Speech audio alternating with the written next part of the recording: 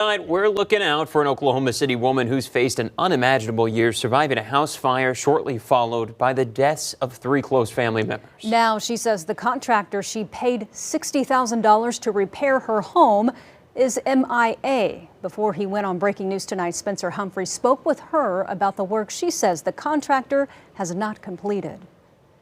Cheryl McIntyre replays it in her head just about every day. It was scary, and I'm really afraid of fire. The morning of March 17th, when her worst fear became reality. My daughter come running out of her room into my room and says my bedroom's on fire. The home she'd proudly owned for more than 50 years was in flames. It was so smoky. The morning she and her daughter Nikki's lives were barely spared. She scorched the top of her hair and everything trying to get the dog. I had to go to the hospital because I had too much smoke inhalation. When she got out of the hospital, her insurance gave her money to replace everything and even more money to stay in an Airbnb in the meantime. She found a contractor to start the restoration, a man named Salvador Luna with Luna's Construction.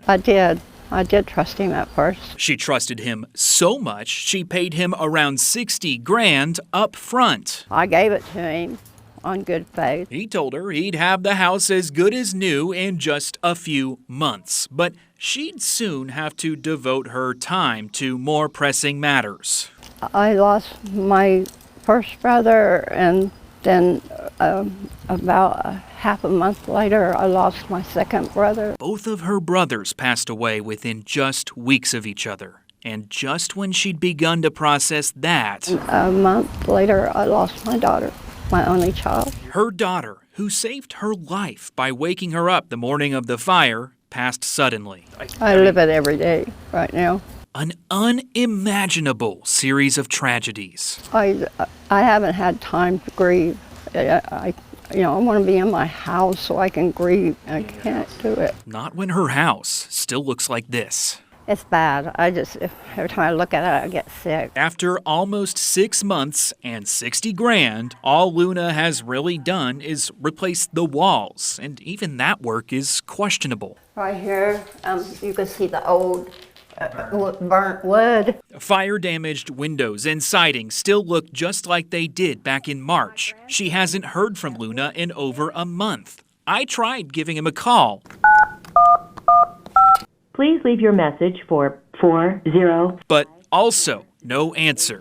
He knew about my daughter and my brothers and everything, and he still gouged me for money. Her grandson has stepped in to try and help finish some of the work, but without someone to do the electrical, OG&E can't turn her power back on. And now, the money she got to stay in that Airbnb has just about run out. I have to be out by 11 o'clock on the 5th. She'll have nowhere to stay. Oh no, I sure need help, bad. Nowhere to grieve. But my daughter, I can't explain how that feels. Nowhere to put to rest this living nightmare of a year. I keep thinking I'll wake up, but when I wake up, it's a reality.